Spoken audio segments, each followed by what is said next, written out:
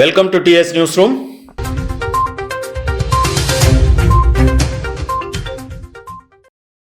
నేడు జాతీయ ఆయుర్వేద దినోత్సవం.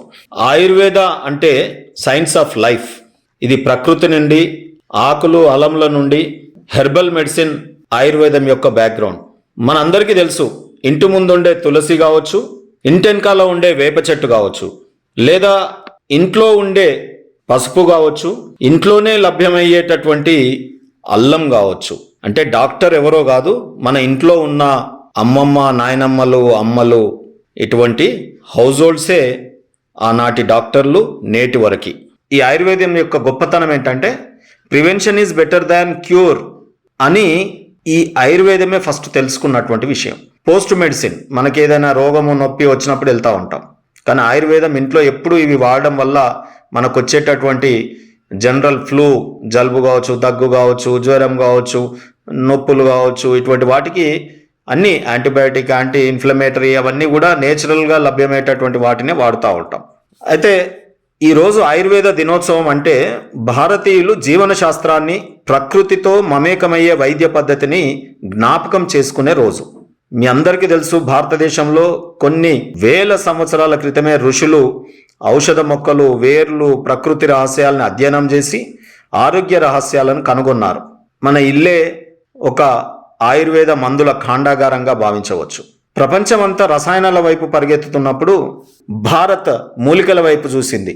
ల్యాబ్లలో మందులు వెతుక్కుంటున్న నేటి వైద్య శాస్త్రానికి జీవన శైలిలో నివారణ చూపింది మన ఆయుర్వేదం. ఆయుర్వేదం అనేది కేవలం వ్యాధి నియంత్రణ మాత్రమే కాదు, శరీరం కానీ, మనసు కానీ, మన యొక్క ఆత్మ నిబ్బరం కానీ, మనోధైర్యం కానీ సమతౌల్యానికి దారి చూపే మార్గం. ఈరోజు రోగ నిరోధక శక్తి, ఒత్తిడి, ఈ జీవన శైలికి విరుగుడు నిజంగా మనం ఆయుర్వేదంలో ప్రపంచానికి ఒక దారి చూపిస్తూ ఉంది.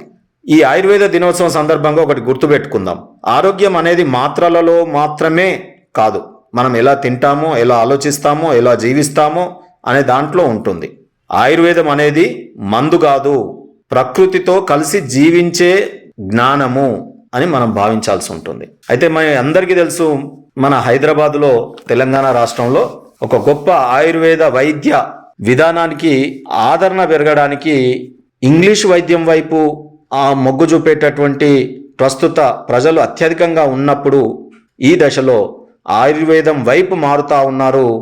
ఆ వైద్య విధానంలోని ఎటువంటి దుష్ప్రభావాలు ఉండకపోవడం ప్రధాన కారణమైతే అన్ని రకాల వ్యాధులకు చికిత్సలు అందించడానికి మన ఎర్రగడ్డలోని ఆయుర్వేద ఆసుపత్రి అత్యాధునిక సౌకర్యాలు అందుబాటులో ఉండడంతో సుమారుగా ప్రతిరోజు 750 మంది రోగులు ఓపీగా అక్కడ వైద్య సేవలు అందుకుంటా ఉన్నారు.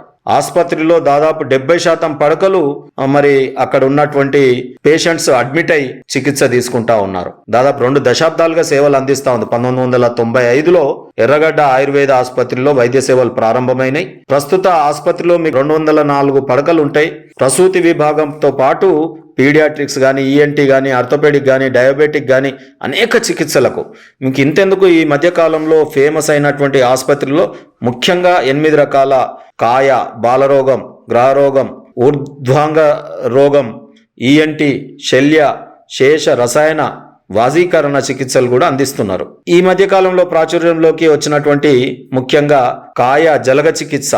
జలగలు వేసి చెడు రక్తాన్ని పీల్చి మరి రోగిని ఆరోగ్యవంతుడిగా చేస్తూ ఉంటారు. ఇంతకుముందే చెప్పినట్టు పార్శ్వనొప్పి, కీళ్ల నొప్పులు, స్పాండిలైటిస్ తదితర వాటికి ఎటువంటి దుష్ప్రభావాలు లేకుండా చికిత్సలు అందిస్తున్నారు. శల్య చికిత్సలో భాగంగా జలగ ద్వారా చెడు రక్తాన్ని తొలగించేలా చేసి రోగిని ఆరోగ్యవంతుడిగా చేస్తూ ఉంటారు. ఆయుర్వేద ఆసుపత్రిలో ఎలాంటి దుష్ప్రభావాలు తలెత్తకుండా చికిత్సలు అందిస్తూ ఉన్నారు. ముఖ్యంగా మొక్కలతో తయారు చేసిన మందులు విరివిగా లభిస్తాయి, సైడ్ ఎఫెక్ట్స్ ఉండవు. అత్యాధునిక పరికరాలు, ల్యాబ్లు అందుబాటులోకి రావడం వలన మెరుగైన ఆయుర్వేదంలో కూడా మెరుగైన వైద్య విధానాన్ని లేటెస్ట్ యుగానికి అనుగుణంగా అందించడం జరుగుతూ ఉంది. అక్కడ డాక్టర్ ఉమా శ్రీనివాస్ గారు, ప్రొఫెసర్, ఎర్రగడ్డ ఆయుర్వేద ఆసుపత్రిలో మరి వారు వైద్య సేవలు, మెరుగైన వైద్య సేవలు అందించడానికి వారు అక్కడ కృషి చేస్తూ ఉన్నారు. ఆసుపత్రిలో ఒక ధన్వంతరి విభాగం కూడా ఉంది. డాక్టర్ ఉమా శ్రీనివాస్ ప్రొఫెసర్ గారి మాటల్లో, ఎర్రగడ్డ ఆయుర్వేద ఆసుపత్రి మాటల్లో మనం వినాలంటే ఆయుర్వేద ఆసుపత్రిలో రోగులకు ఎలాంటి దుష్ప్రభావాలు తలెత్తకుండా చికిత్సలు అందిస్తున్నాం. ముఖ్యంగా మొక్కలతో తయారు చేసిన మందులు విరివిగా లభిస్తున్నాయి. వీటితో ఎటువంటి సైడ్ ఎఫెక్ట్స్ ఉండవు. అన్ని రకాల పరికరాలు ల్యాబ్లు అందుబాటులో ఉండడం వల్ల మెరుగైన చికిత్స అందుతుందని వారు చెప్తా ఉన్నారు. శ్రీ ధన్వంతరయే నమః ఆసుపత్రిలో ధన్వంతరి విభాగం కూడా కలదు. The founder of Ayurveda, God of medicine Dhanvantari గారు భారత ప్రాచీన కాలంలోనే ఇంట్రడ్యూస్ చేశారు ఆయుర్వేదాన్ని. ముఖ్యంగా మన వేదాలలో అథర్వ వేదాలో ఆయుర్వేదం గురించి చెప్పబడింది. ఆయుర్వేదం గురించి ప్రాముఖ్యమైనటువంటి పుస్తకాలు చరక రాసినటువంటి చరక సంహిత, సుశ్రుత రాసినటువంటి సుశ్రుత సంహిత, ఇది మేజర్గా సర్జరీ గురించి ఉంటుంది. వగ్భాత రాసినటువంటి అష్టాంగ హృదయ అనే సమ్మరైజ్డ్ ఆయుర్వేద బుక్. ఇప్పుడు మీరు చెప్పుకోండి చూద్దాం, founder of Ayurveda medicine, God of Ayurveda medicine ఎవరో చెప్పుకోండి చూద్దాం.